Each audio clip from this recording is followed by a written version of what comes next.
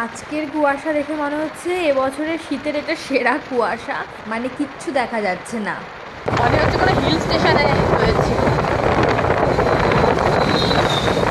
এখানে কি সকাল সকাল এলে খেজুরের রসও পাওয়া যায়? তাই এখানে খেজুরের রস থেকে খেজুরের গুড় তৈরি হচ্ছে, তো দেখতে পেয়ে দাঁড়িয়েই পড়লাম। আজকাল তো রেয়ার হয়ে গেছে, সব দেখতেই পাওয়া যায় না। পিঠ ফিট পুরো ব্যথা হয়ে গেছে।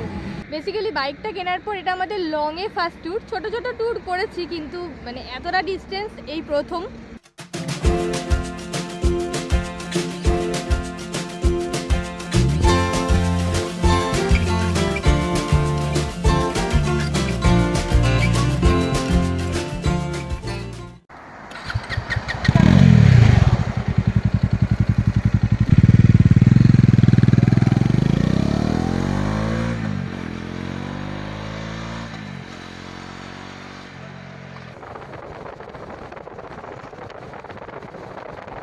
আমাদের বাইক ট্রিপ জাস্ট স্টার্ট হলো। আমরা চলেছি কোনো এক নিরুদ্দেশের পথে। না, নিরুদ্দেশের পথে না, মানে ডেস্টিনেশন অবশ্যই আছে, সবই একে একে বলবো। আপাতত জমে যাচ্ছে রীতিমতো, মানে এত ঠান্ডা আর চারিদিকে এত কুয়াশা, কিচ্ছু দেখা যাচ্ছে না, কিচ্ছু না। মানে গাড়ি ঘোড়ার সংখ্যাও প্রচুর কম। খুব ভোরে যে বেরিয়েছি তা কিন্তু নয়, মোটামুটি 6টা 6:30 নাগাদই স্টার্ট করলাম।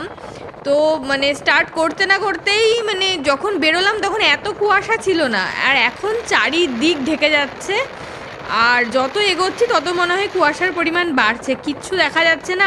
আমাদেরকে খুবই স্লো চলতে হচ্ছে এখন। Hey guys, welcome back to my channel Payel vlogs. এটা আমাদের বাইকে ফার্স্ট রোড ট্রিপ, আর আজকে আমরা যাচ্ছি মন্দারমণি।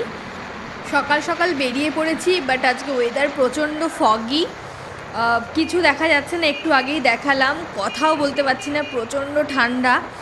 হাতের গ্লাভসগুলো বাড়িতে ভুলে চলে এসেছি, সো খুব প্রবলেম হচ্ছে। যাই হোক, বাকি পুরো নিজেদেরকে কভার করে নিয়েছি ভালোভাবে। তো আজকে মন্দারমণি আমরা যাচ্ছি এবং পুরো ট্রিপটা তোমাদের সাথে শেয়ার করব। সো দেখতে থাকো, পুরোটা দেখার রিকোয়েস্ট রইল, আশা করি খুব ভালো লাগবে। সূর্যি মামা অল্প করে কুয়াশার মধ্যে থেকেই উকিঝুঁকি মারার চেষ্টা করছে অনেকক্ষণ থেকেই, বাট সাকসেসফুল হচ্ছে না। এখন অল্প করে একটু দেখা যাচ্ছে।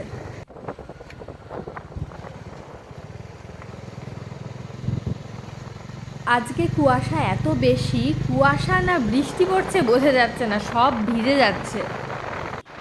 মনে হচ্ছে কোনো হিল স্টেশনে যাচ্ছি, মানে হিল স্টেশনে চালাচ্ছি আর চারিদিকে মেঘ। যত এগোচ্ছি তত কুয়াশা বাড়ছে আর কিচ্ছু দেখা যাচ্ছে না।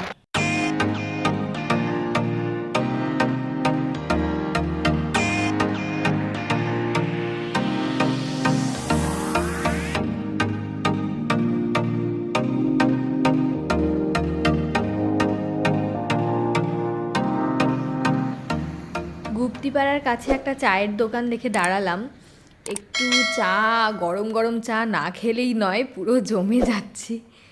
দেখো এখনও চারিদিক কীরকম কুয়াশা হয়ে রয়েছে। নবদ্বীপ থেকে আমাদের জার্নি স্টার্ট হয়েছে, এখন আমরা গুপ্তিপাড়ায় চলে এসেছে। আমাদের গরম গরম চা, পুরো ধোয়া উঠছে, চাটা দেখেই দারুণ লাগছে। এই রুটে যারা যাতায়াত করে তারা এই দোকানের চা অবশ্যই খায়, এখানকার চাটা খুবই ভালো। এটা গুপ্তিপাড়ায়।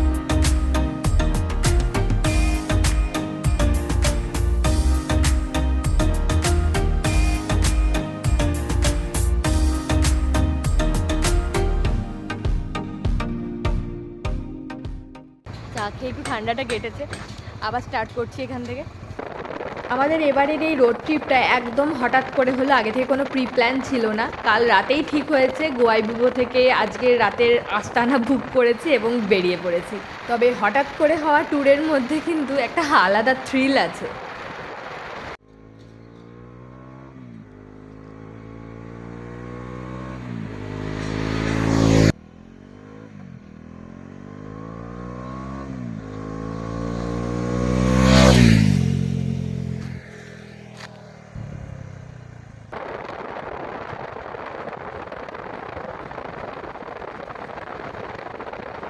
মানে কি সাংঘাতিক কুয়াশা আজকে, দারুণ লাগছে বটে, কিন্তু মানে অনেকটা দেরি হয়ে যাচ্ছে, আমাদের বেশি জোরে চালাতে পারছি না, খুব স্লো স্লো যেতে হচ্ছে।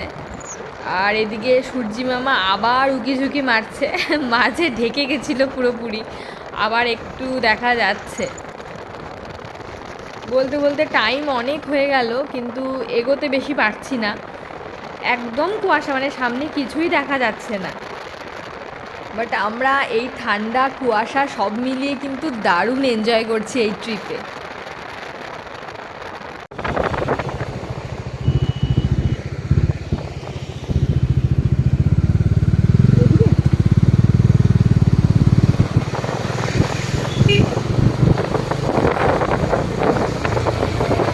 এবার গিয়ে একটু ওয়েদার ক্লিয়ার হয়েছে, কুয়াশা অনেকটাই কম। চলো এবার একটু জোরে চালানো যেতে পারে। মন্দারমণি পৌঁছাতে আমাদের 6 ঘন্টা লাগার কথা, আমরা নবদ্বীপ থেকে স্টার্ট করেছি, কিন্তু মনে হচ্ছে আজকে দেরি হবে, তার কারণ শুরুতেই অনেকটা টাইম নষ্ট হয়েছে কুয়াশার জন্য, বেশি জোরে চালাতে পারিনি, একদম স্লো স্লো চালিয়ে এসেছি। আর ব্রেকফাস্টের জন্য দাঁড়াবো সামনে, জল কিনতে হবে, সব মিলিয়ে একটু দাঁড়াতে দাঁড়াতেই যাবো।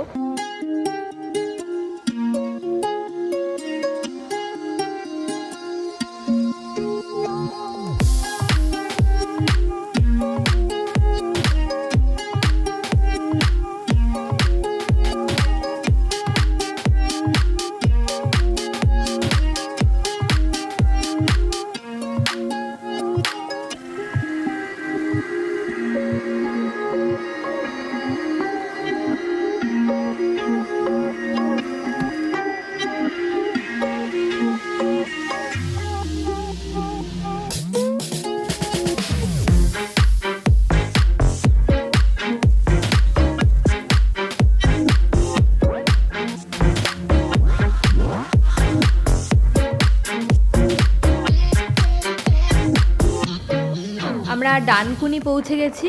আজকে এখানে খুব বেশি জ্যামও দেখতে পাচ্ছি না, নর্মালি এখানে খুব জ্যাম হয়, এটা একটা বড় জাংশন, এখান থেকে কলকাতা যাওয়ার রাস্তা একটা ঢুকে যায়, বর্ধমান যাওয়ার রাস্তা রয়েছে, আর কালনা যাওয়ার রাস্তা, যেটা আমরা যে রাস্তা দিয়ে এলাম, আর আরেকটা খড়গপুর যাওয়ার রাস্তা চলে যাচ্ছে, ফলে এই জায়গাটা প্রচুর জ্যাম হয়। আর ঠিক এইখান থেকে আমরা কলকাতাকে বাইপাস করে খড়গপুর যাওয়ার রাস্তা ধরলাম।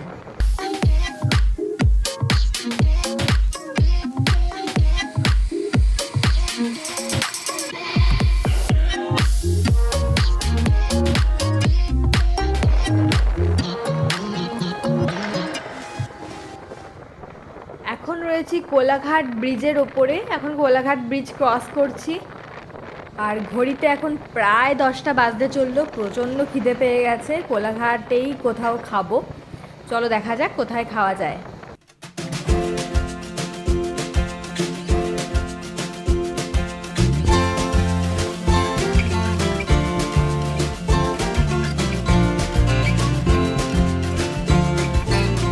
কোলাঘাটের বিখ্যাত রেস্টুরেন্ট শেরি পাঞ্জাবে চলে এসেছি, আজকে এখানেই ব্রেকফাস্ট করব। এখানে এই বাইরে রাখা খাটিয়াগুলোতেও বসে খাওয়ার ব্যবস্থা থাকে, কিন্তু এখন এই কোভিড সিচুয়েশনের জন্য এটা বন্ধ রয়েছে, অনলি ভেতরে, রেস্টুরেন্টের ভেতরে বসে খাওয়ারই ব্যবস্থা রয়েছে। আমরা নিয়ে নিয়েছি আলুর পরোটা। এখানে আলু পরোটা 2 রকমের হয়, একটা বাটারে ভাজা আর একটা তেলে ভাজা। তেলে ভাজা 85 টাকা মতন দাম, আর বাটারে ভাজা 110 টাকা। আলুর পরোটার সাথে দিয়েছে একটা আলু মটরের তরকারি, আর আচার দিচ্ছে, রয়েছে পেঁয়াজ আর একটা কাঁচা লঙ্কা। চলো এবার সময় নষ্ট না করে ফাটাফাট খাওয়া শুরু করা যাক।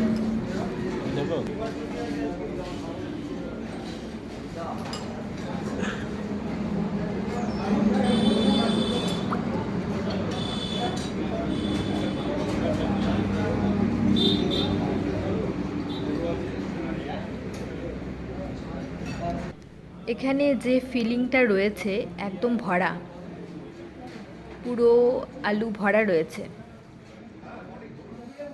আর ভীষণ সফট, চাটনিটাও খুব ভালো। আর এখানে এটা মোটামুটি করেছে। কিন্তু আলু পরোটাটা কিন্তু খুব টেস্টি। নর্মালি সব জায়গায় ফিলিংটা এত সুন্দর হয় না, ফিলিংটা খুব সুন্দর। আর চাটনিটা একটা সুইট চাটনি দিয়েছে, আরও খুব ভালো লাগছে। সাথে কাঁচা লঙ্কাটা দিয়েছে।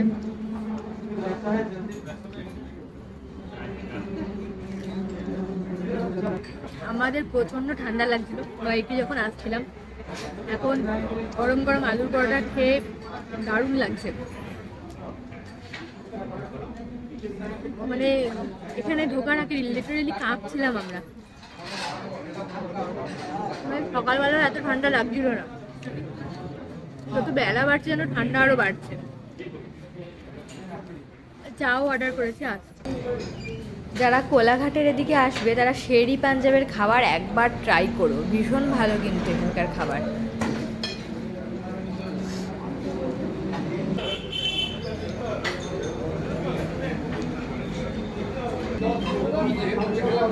চা দিয়ে গেছে,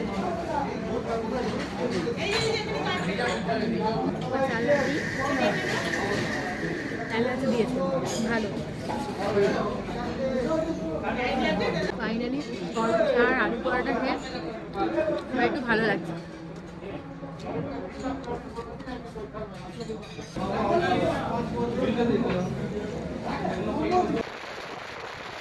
পেট পূজা কমপ্লিট, এবার অনেকটাই এনার্জি পাচ্ছি।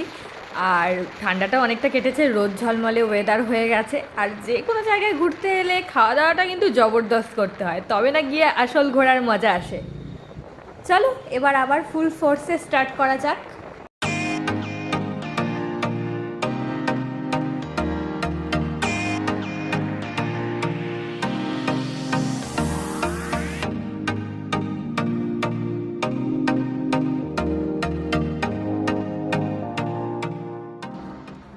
রাস্তায় একটু দাঁড়ালাম, অনেকক্ষণ যেতে যেতে পিঠ পুরো ব্যথা হয়ে গেছে।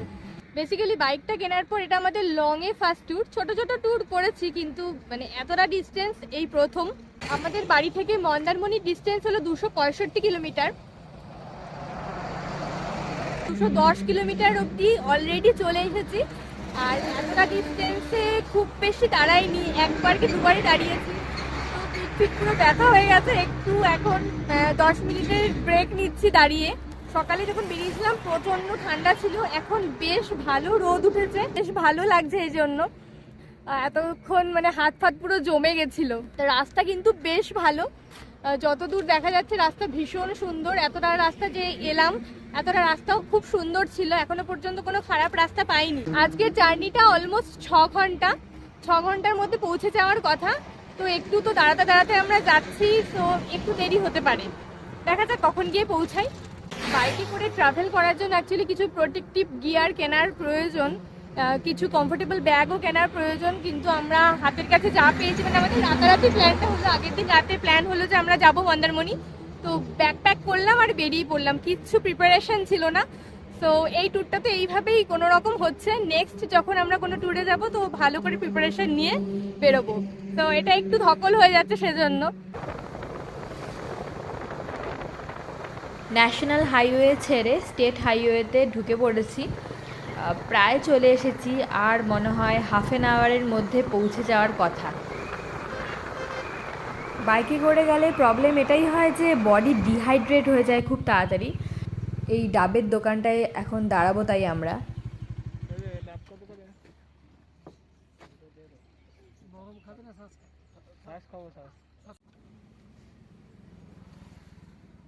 এই সময় প্রচুর পরিমাণে জল আর ডাবের জল খাওয়া খুবই উপকারী।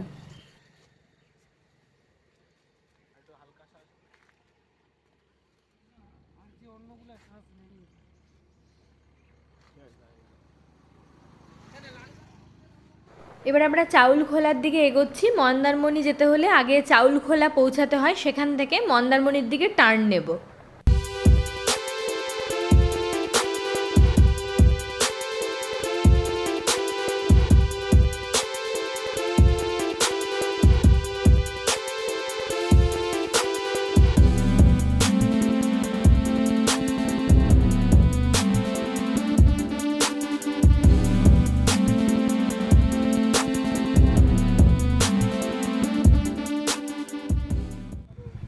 চলে এসেছে চাউলখোলা মোড় থেকে বাঁ দিকে টার্ন নিলাম। এইখান থেকে মন্দারমণির ডিস্টেন্স আর 8 থেকে 8.5 কিলোমিটার, আর 15 মিনিট মতো লাগবে। বাট আমরা যে রিসর্টটা বুক করেছি সেটা আরেকটু ভেতরে, সেটা 9.5 কিলোমিটার মতো। চাউলখোলা থেকে মন্দারমণির রাস্তা স্টার্ট হতে না হতেই দুদিকেই বিভিন্ন রিসর্টের ব্যানার রয়েছে, দেখা যাচ্ছে প্রচুর ব্যানার। আর মন্দারমণিতে প্রচুর রিসর্ট রয়েছে সব সমুদ্রের ধারে ধারে। আমরাও এরকমই একটা রিসর্ট বুক করেছি, তো চলো দেখা যাক কোন রিসর্টে আমরা আজকে স্টে করব। মন্দারমণিতে ঢুকে পড়েছি আর শুরু হয়ে গেছে পরপর সব রিসর্ট। আমার বাঁ দিকে একদম সারি দিয়ে পরপর রিসর্টগুলো রয়েছে। যেতে যেতে হঠাৎ এই জায়গাটা দেখে দাঁড়িয়ে পড়লাম। এখানে খেজুরের রস পাওয়া যায় আর গুড় তৈরি হচ্ছে সামনে। এখানে কি সকাল সকাল এলে খেজুরের রসও পাওয়া যায়? তাই এই যে এখানে খেজুরের রস থেকে খেজুরের গুড় তৈরি হচ্ছে। এগুলো তো এখন খুবই রেয়ার হয়ে গেছে, মানে দেখাই যায় না বলতে গেলে। একদম প্রত্যন্ত গ্রামে গেলে এগুলো দেখা যায়। আর তোমরা কতজন খেজুরের রস খেয়েছো জানি না। আমরা আমাদের অনেক ছোটোবেলায় খেজুরের রস খেয়েছিলাম প্রচুর, বাট এখন আর এগুলো পাওয়াই যায় না। তো মানে এই সব জায়গাগুলোতে এলে ভোরবেলা আসতে পারলে কিন্তু খেজুরের রস পাওয়া যায়, একদম টাটকা খেজুরের রস। তবে খেজুরের রস একটু বেলা হয়ে গেলে একদমই খাওয়া উচিত না। এটা ঝোলা গুড় না? এটা ঝোলা। হ্যাঁ, এটা ঝোলা। কত টাকা কেজি? এটা 120 টাকা। আর ওই যে পাটারি গুড় এগুলো কত? 140। 140। তো এখান থেকে খেজুরের গুড় নিতে পারলে কিন্তু একদম ফ্রেশ গুড় পাওয়া যাবে। এবার আমাদের আজকের আস্তানার দিকে চলেছি। আর বাইকে বসে থাকা যাচ্ছে না, কতক্ষণে নামবো তাই ভাবছি। ফাইনালি পৌঁছে গেছি, গেট দেখা যাচ্ছে। চলো এবার ভেতরে যাই। কোথায় এলাম আমরা? কেউ গেস করতে পারছো? আমি বলার আগেই কেউ এই জায়গাটা গেস করতে পারলে কি না কমেন্ট করে প্লিজ জানিও। আর এটা কিন্তু মন্দারমণির বেশ ভেতরে, আর একদম সামনে দেখা যাচ্ছে সমুদ্র, একদম বিচ ঘেঁষা। আমার পছন্দের একটা রিসর্ট।